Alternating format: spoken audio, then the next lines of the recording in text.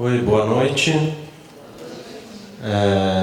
Bom, antes de mais nada eu queria agradecer, pelo convite. Estou aqui de volta à FAO, lugar que eu conheço muito bem, onde eu estudei por muito tempo. Eu acho que o melhor modo de falar do meu trabalho é mostrar as experiências com os livros da COSAC. Então, talvez pelo PowerPoint, ali, pelas sequências de imagens, eu vou comentando e a gente vai refletindo sobre todas as questões aqui. Bom, nada melhor do que começar então com um trabalho que eu fiz. Opa! Isso daí é um trabalho que eu fiz para a FAO, é uma optativa de cenografia com o professor Silvio Dvorek.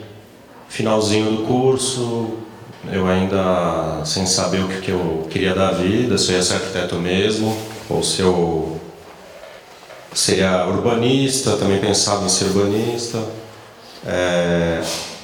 E nessa optativa,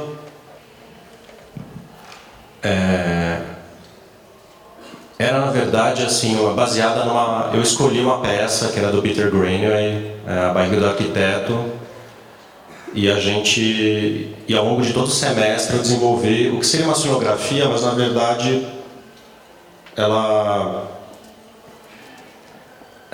se inspirou muito no Boulez, então acabou virando uma arquitetura cenográfica para a peça, uma coisa totalmente assim difícil de ser executada. E ao longo de toda a semana eu me encontrava com o Silvio Dvorek e mostrava novos desenhos dessa arquitetura, plantas, cortes e também esboços dos espaços. E fiquei tão envolvido com isso que comecei a pensar, poxa, será que eu não posso trabalhar com isso? Será que foi uma curtição tão grande fazer esses desenhos assim que eu comecei a cogitar ser ilustrador. Então, esse aí foi meu primeiro trabalho profissional. Eu estava saindo da FAO e já comecei a fazer alguns trabalhos para revistas, então para Folhinha, um pouquinho para a Folha de São Paulo e também para a revista Caros Amigos. Então, assim, é importante frisar isso. Eu comecei como ilustrador de revista, o que é uma experiência diferente, assim, se você for comparar com o livro, porque a ilustração para a revista, você joga toda a sua energia numa imagem. Então, o tempo é outro, o tempo de trabalho. Eu vou trabalhar, sei lá, durante uma semana ou durante um dia, quer dizer, varia muito, os prazos variam, mas enfim, é um tempo mais curto onde você joga tudo, às vezes, numa só imagem. Então, essa imagem pode ter um impacto muito grande e pronto, está resolvido, você termina esse trabalho, esquece e vamos para o próximo. E vai ser outra coisa totalmente diferente. Então, assim, você lida com uma variedade de assuntos maior. Quando você só trabalha com revista, você vai para um assunto, joga toda a sua energia naquilo, aí o próximo tema e briefing e situação é uma coisa totalmente diferente. E assim vai, uma alternância grande de temas, assuntos. Ser ilustrador, para mim, é poder lidar com qualquer assunto. Pode ser... Um dia eu faço uma ilustração de economia, o próximo trabalho vai ser sobre os nemateumintos, o próximo sobre agricultura e o outro vai ser uma poesia concreta, enfim. A gente tem que ter essa habilidade de fazer algo adequado para cada situação, sem ter frescura. Esse assunto eu não vou comentar. Não. Tem que ter esse molejo, esse jogo de corpo e essa habilidade para ilustrar os mais diversos assuntos. E nessa época eu ainda estava descobrindo o meu estilo e eu nem tinha computador nesse primeiro trabalho. Eu fazia muito isso, que era trabalhar com transparências e com colagem e com traço. Então eu fazia um desenho no sulfite, ia no Xerox, ia direto, então era uma festa, ia sempre no Xerox da esquina e ficava fazendo cópias em transparências, em xerox colorido e assim vai. Então aí você tem uma transparência com traço, né? E eu fiz uma colagem por debaixo e a colagem é muito complexa. Então para você ter uma visibilidade aí do traço, eu fazia muito isso, eu pintei com tinta branca por debaixo e colei então a transparência por cima. E ao mesmo tempo que eu tinha esse trabalho com traço, e é um traço que é um traço solto, né? Não é um traço muito assim preso, estudado, é um traço que era soltão. Ao mesmo tempo eu gostava muito eu tinha esse interesse pela colagem e pelas formas geométricas. Esse então foi o primeiro trabalho em que eu experimentei isso. Eu fiz esses bonequinhos com tinta acrílica em papel rugoso. São peças soltas assim, você pega na mão, né? E aí eu escaneava e fazia toda a composição no Photoshop. E para mim assim estava resolvido então, nesse caso, que não ia ter traço, não precisava mais usar o traço, porque o contorno das peças já por si só era só eu fazer um pouco de volumetria na pinturinha assim, pegando nas bordas e pronto, estava resolvido. Você visualizava muito bem o elemento sem usar o traço. E bem, isso também foi para cá dos amigos. Muitas vezes acontece isso, quer dizer, eu tinha essas alternativas de estilo e os clientes vão meio que te direcionando um pouco. Então, o pessoal adorou essa solução e sempre que chegava um novo texto, o cara falava: mas faz os bonequinhos lá, faz os bonequinhos. Eu tinha gostado também da solução, falei: beleza, maravilha, vamos então em frente. Então aí pronto, fui fazendo os bonequinhos com formas geométricas. E essa ilustração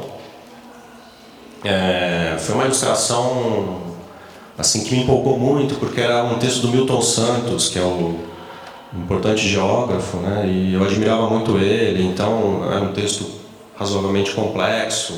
E eu quis transmitir toda essa complexidade na ilustração.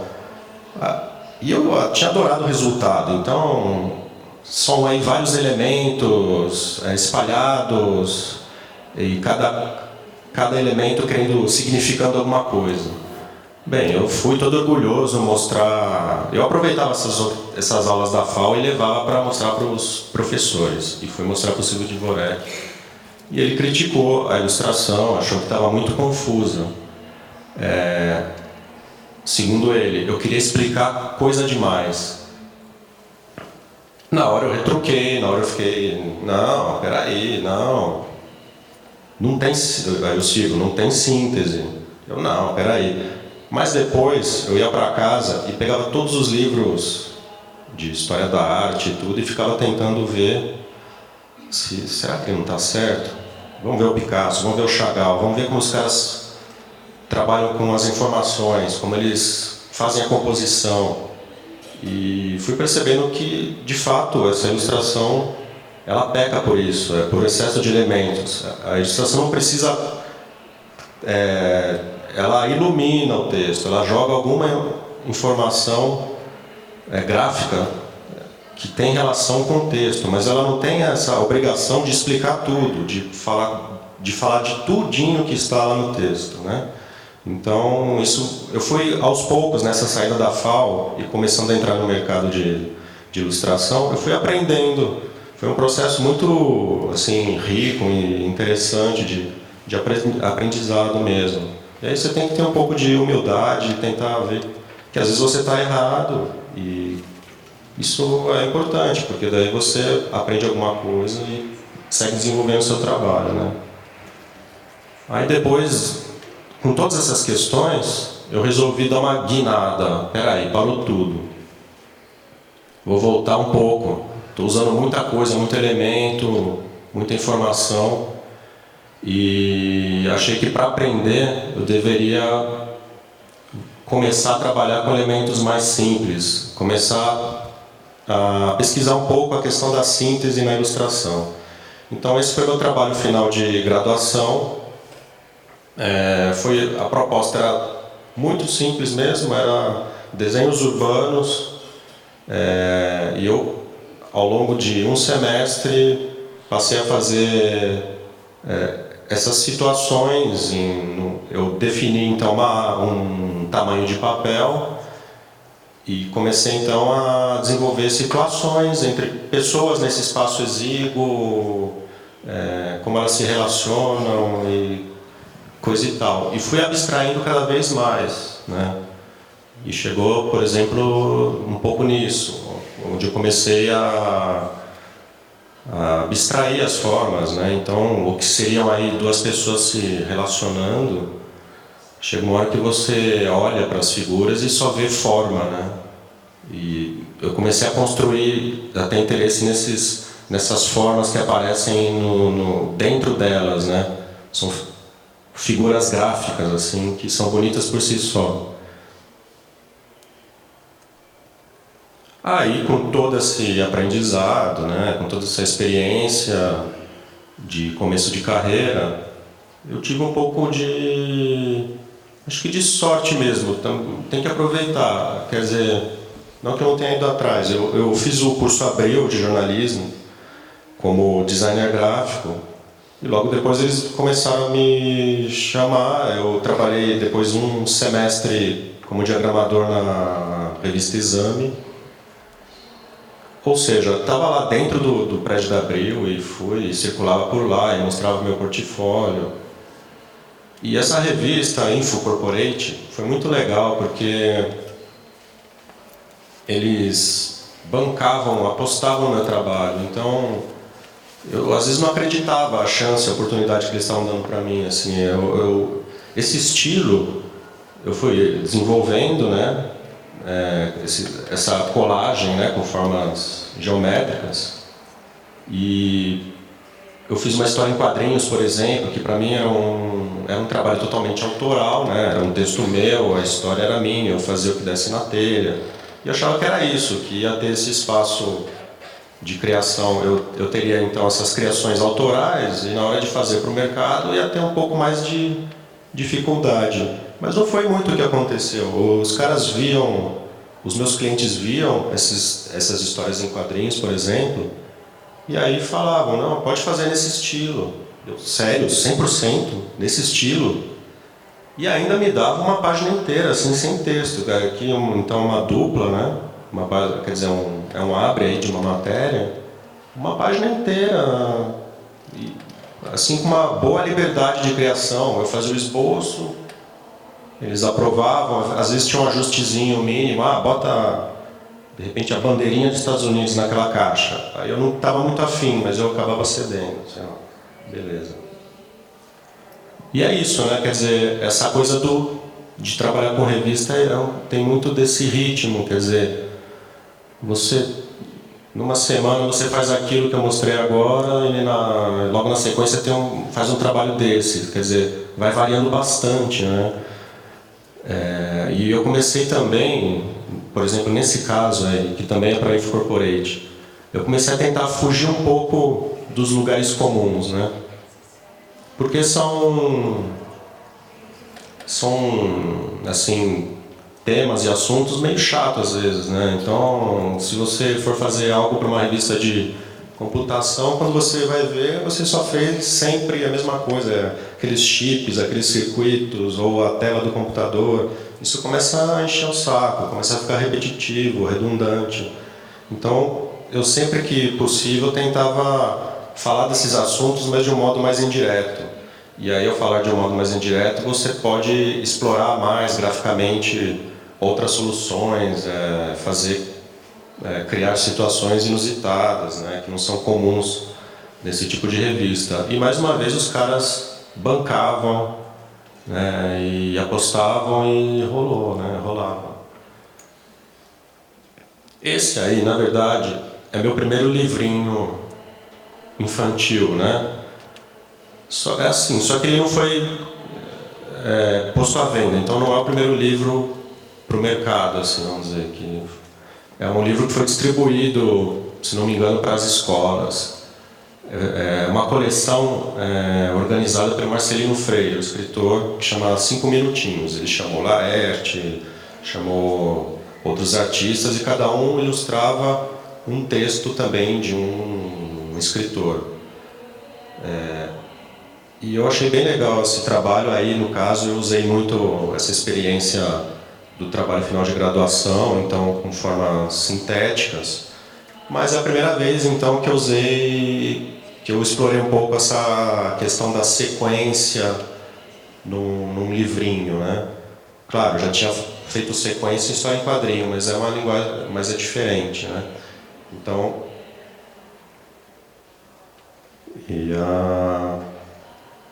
brincando um pouco também com... era um livro de circo. E aí eu explorava um pouco também essas situações gráficas em que uma letra vira outra coisa, não é só a letra O, aí no caso não é só a letra O, vira também a boca do personagem. Então são ilusões gráficas, né? Elas brincam com a ambiguidade do desenho. E esse é o Pequeno Fascista, é o primeiro livro, então, que eu fiz para uma editora, acho que era em 2004, mais ou menos. Então eu já tinha uns 4 ou 5 anos de carreira com revista, né? E foi uma experiência muito legal, assim. A Kozak me chamou, era uma editora que eu admirava muito, e eu investi bastante nesse trabalho. Então, assim, vamos falar um pouco, né, dessa relação com o cliente e também com quem escreve o livro, né, o autor. Aí, no caso, foi o Fernando Bonassi. A gente, logo de cara, fez uma reunião. Então, eu com a equipe da Kozak e o Fernando Bonassi. Ele foi na reunião também. E ali ele falou um pouco o que ele esperava do livro. Imaginava um determinado tom para o livro, né? Então um clima pesado. Ele queria que eu elaborasse um personagem mesmo, ou seja, não era o caso de fazer ilustrações muito assim abstratas, ou eu deveria criar um personagemzinho mesmo, como se depois eu fosse fazer um boneco dele. Isso não aconteceu, mas isso ele falou na reunião. E ali a gente foi trocando informações. Então, nessa reunião, eu meio que já tinha claro o que eu ia fazer.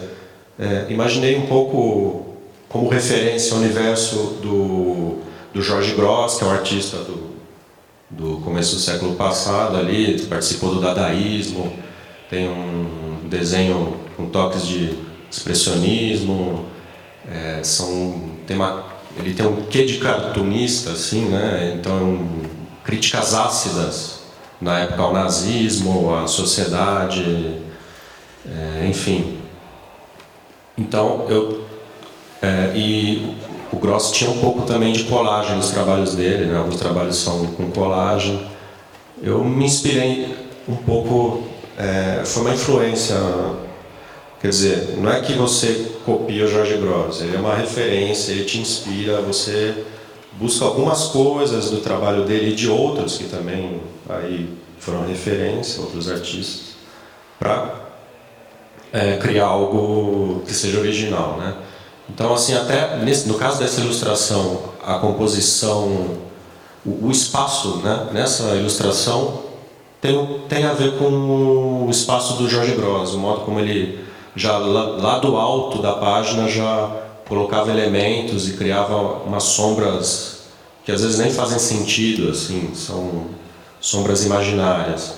Isso aí, para você ver, também o Gross foi influenciado pelo De Chirico, nesse aspecto. Então é isso, né? Quer dizer, um vai influenciando o outro e a gente vai seguindo em frente. E para esse trabalho eu usei aquele que seria meu estilo tradicional na época.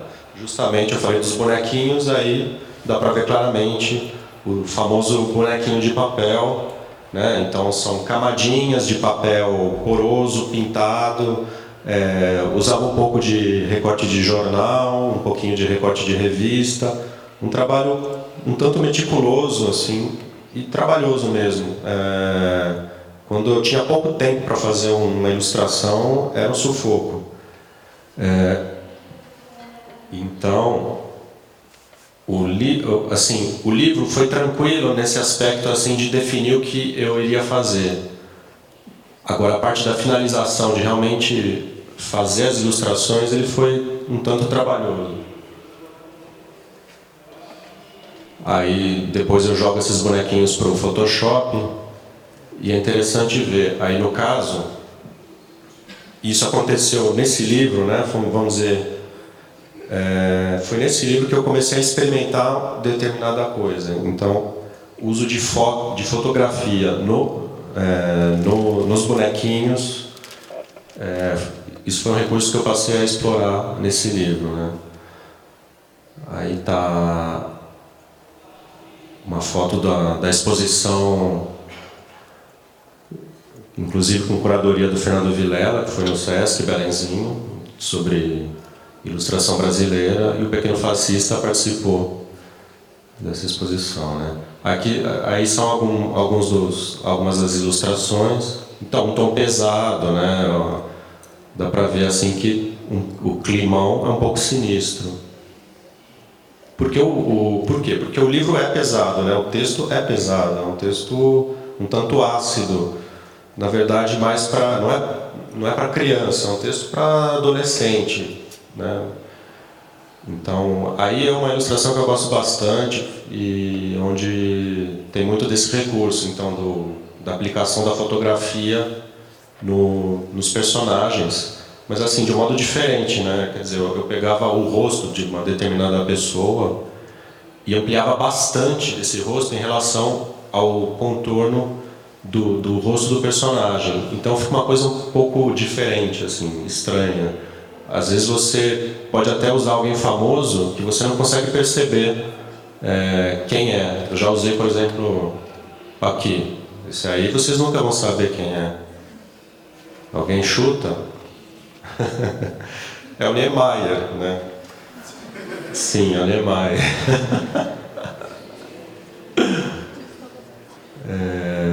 Enfim, o que eu acho legal falar desses livros para Kozak, que eu fiz, é que a cada trabalho eu tinha um novo desafio, ele implicava numa nova busca, assim, por uma linguagem, um estilo.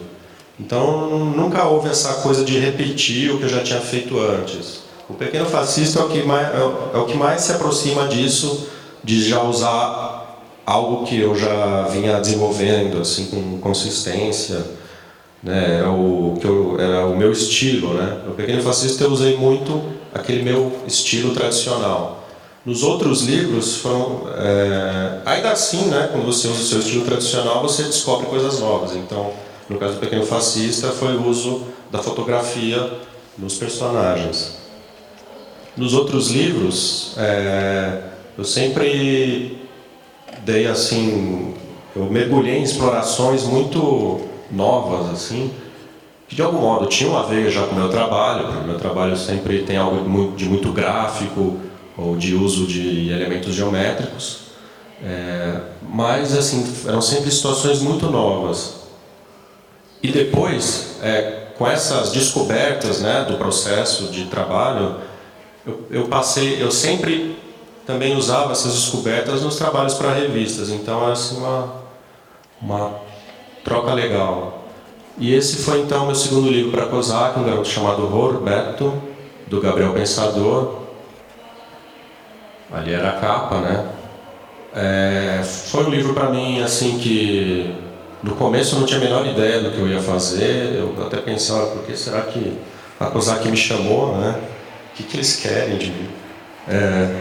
Porque assim, o Gabriel Pensador é um cantor pop e para mim eu não conseguia entender a equação. O Gabriel Pensador fazendo um livro para Kozak Naif e ainda tinha o padrinho Ziraldo. Eu não conseguia, assim, o que é? Qual é que é? O que a gente vai fazer com isso?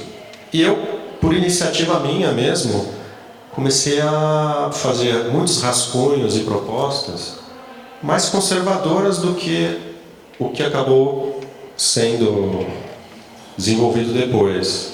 Então eu fiquei um pouco preso com essa ideia do cantor pop, sabe? Comecei a fazer desenhos que eu gostava, obviamente, porque eu gosto de coisas mais pop também. Eu gostava daquilo, mas assim, elas eram um pouco mais caretinhas, vamos dizer assim, né? Os menininhos, sabe? Meio o menininho, o personagenzinho e tal, né? E isso era depois desenho a lápis, eu não sabia bem a técnica, então fazia, acho que vai ser a lápis, e fazia esses desenhos a lápis. E era tudo recusado. Eles olhavam para mim, olha, né?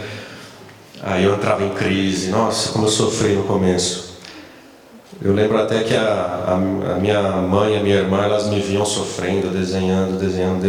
Aí um dia eu cheguei em casa e tinha um quadrinho com um desses desenhos assim pregadinho na parede. Eles, é lindo, né? Elas querendo dar maior força para mim. E, bom, mas aí você tem que seguir em frente, né? Vamos lá, não vou desanimar, né? E eis que um dia, numa reunião, foi uma reunião produtiva, e o pessoal da COSAC mesmo me mostrou coisas muito legais, alguns trabalhos de outros artistas com colagem, e meio que direcionaram o que você acha, pode ser de repente por aqui? E aí, nesse dia, nessa reunião, ficou claro assim, que o que eles queriam era algo mais ousado mesmo, não era para eu ficar tímido, porque é um trabalho do Gabriel Pensador. Então eu me soltei. A partir daí foi que foi, e eu comecei a desenvolver então um trabalho com colagem, uma colagem assim diferente daquela que eu vinha trabalhando. Então assim, na verdade uma colagem com menos detalhamento, não tinha esses bonequinhos e eu não tinha que ficar pintando com tinta acrílica em cima daquelas pecinhas e tal. Era uma colagem mais solta, mais gráfica, como vocês podem ver aqui. E na verdade assim, aí o que aconteceu? O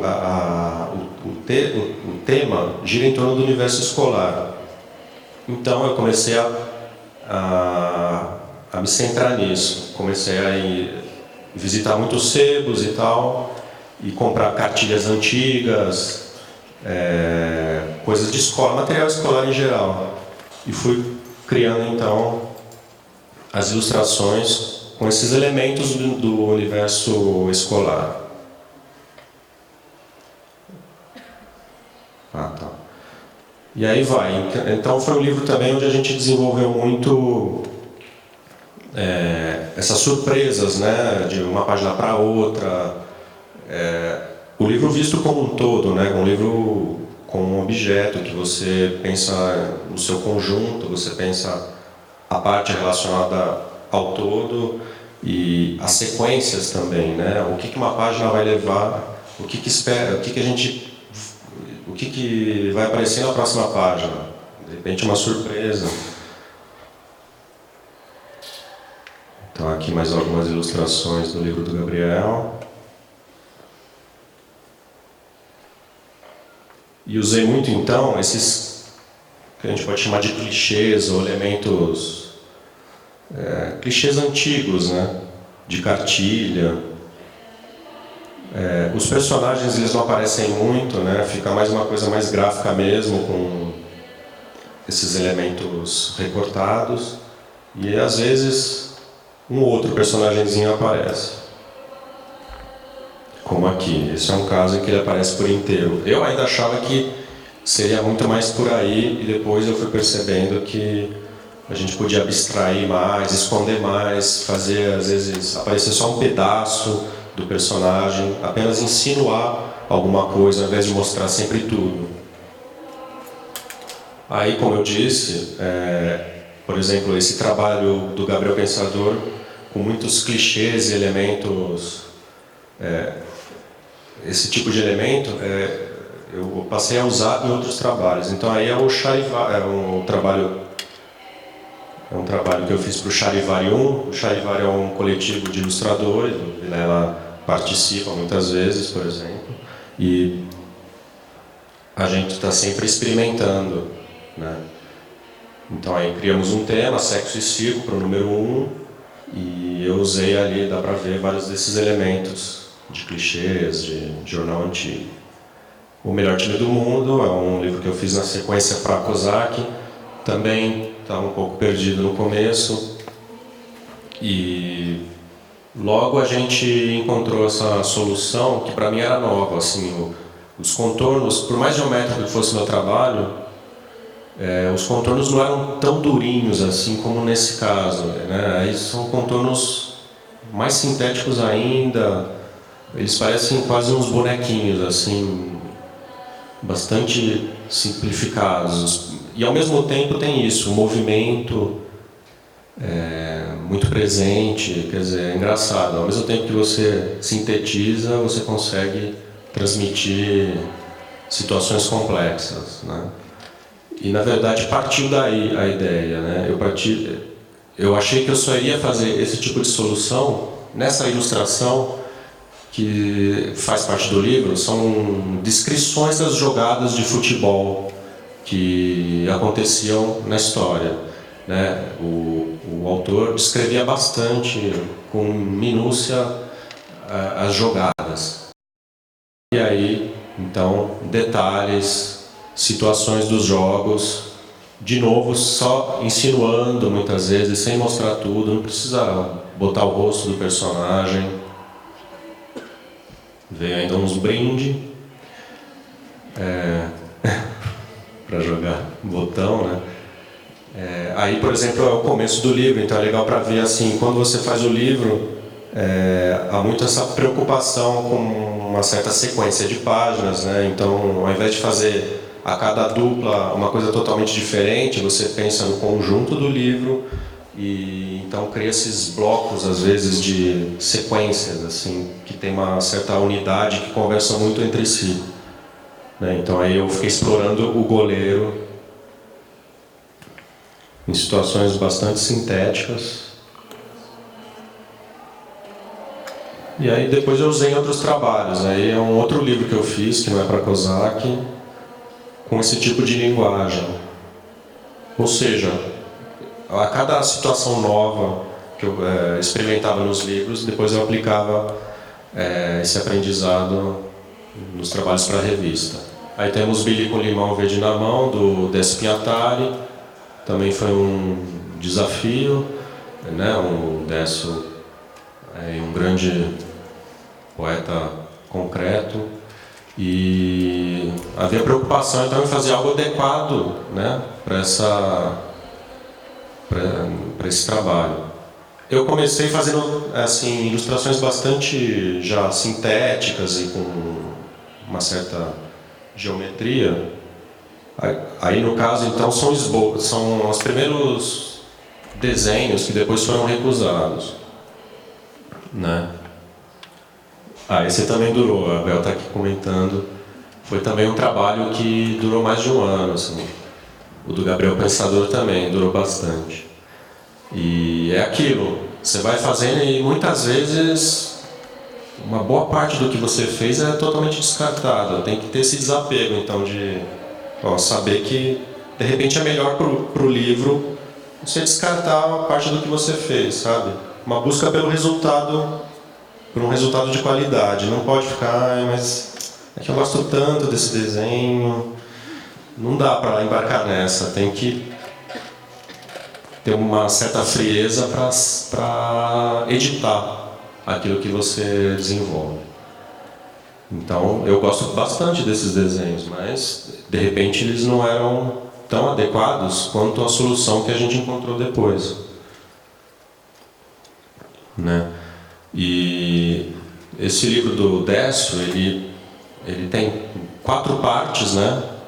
Na verdade, assim, é um trabalho muito inusitado dele, porque ele sempre fez ou poemas ou ensaios, artigos, reflexões, mas que eu saiba ele nunca é um trabalho único, assim, o Décio ter feito esse conto, essa história longa, assim, e muito ousada, né? Onde ele não... Enfim, e esse livro ele fragmentou em 4 partes, então eram 4 capítulos, e a gente pensou então uma linguagem, uma abordagem para cada capítulo, e isso foi o que fomentou aí o desenvolvimento do trabalho.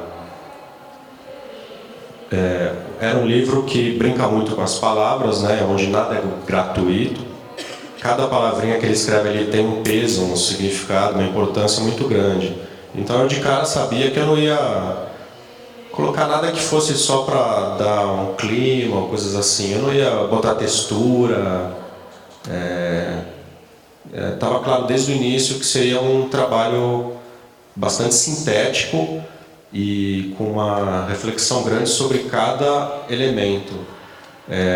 Bem, ao longo do livro, ele meio que cria diversos personagens ou entidades. Então, nos rascunhos, eu fui meio que tentando organizar isso e criando, então, todos esses personagens. Eu ainda botava um nome embaixo, tipo aqui, né? Billy Cacunda, quer dizer, você tem a Billy e, de repente, a Billy vira uma outra coisa, uma brincadeira de palavras. Né? A borboleta dura, depois vira a borboleta mole, enfim. Eu fui tentando organizar isso e desenvolver esses personagens. Aí, no caso, o que a gente vê já é algo bem próximo do estilo final desse trabalho, onde a gente eliminou mais ainda, quer dizer, a gente fechou ainda mais o repertório de formas que a gente iria usar. Então, praticamente só círculo, só triângulo, quadrado, só. E ficou mais próximo, de fato, de toda a linguagem da arte concreta.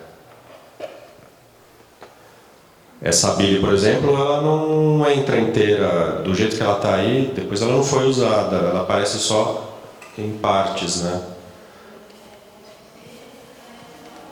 Super legal, né? Quer dizer, os personagens com as... Eu ia botando o nome embaixo, então, e tentando organizar bem cada elemento. Então, para cada capítulo havia uma solução, né? Quer dizer, eu já tinha achado uma solução que dizia respeito ao conjunto, né, do livro.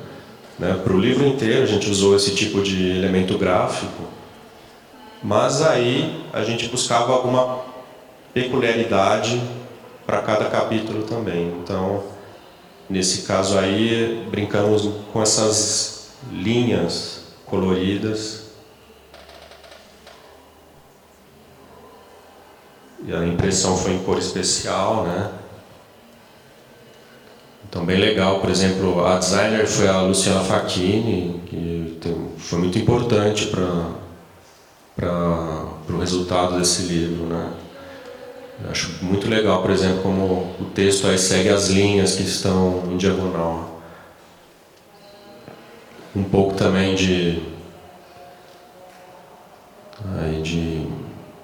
sai um pouco do plano do livro, né? Quer dizer,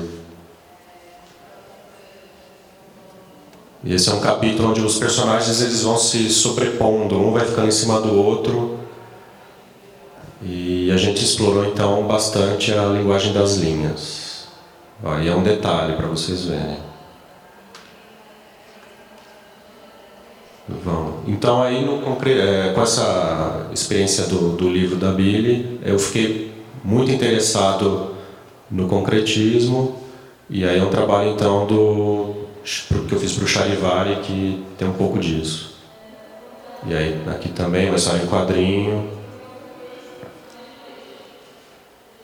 Aí só para terminar, prometo que vou ser rapidinho, a janela esquina do meu primo. O texto é um texto de 1822, a história se passa em Berlim, numa praça de Berlim, então eu tive que fazer uma pesquisa, um trabalho de pesquisa da arquitetura e do vestuário dessa época. E, além de tudo, isso aí é um rascunho, quer dizer, um estudo. Além de tudo, eu tinha que é que o texto ele é muito descritivo, então assim ele me prendeu ainda mais, assim, quer dizer, eu tinha que fazer tudo que eu criava ali de situação, são situações que estão no texto e com uma descrição do vestuário, né? Então eu tinha que era muita coisa realmente, e a minha solução então foi fazer uma imagem só e depois fragmentar. Aí, por exemplo, é um rascunho e aqui é o resultado final. Isso é o todo. Depois eu usei, então, fragmentos ao longo do livro. Porque isso tem tudo a ver com o texto escrito pelo Hoffmann, E.T.A. Hoffmann. É um texto que fala da visão de uma pessoa que olha para a praça, para essa praça de Berlim. Então, assim, tem a visão distanciada e também aí aproximações. Então, nesse jogo de aproximações e distanciamentos, eu trabalhei com esse todo, que era a ilustração assim, sem o conjunto, e também com os fragmentos, as aproximações, os detalhes. E é isso. Obrigado.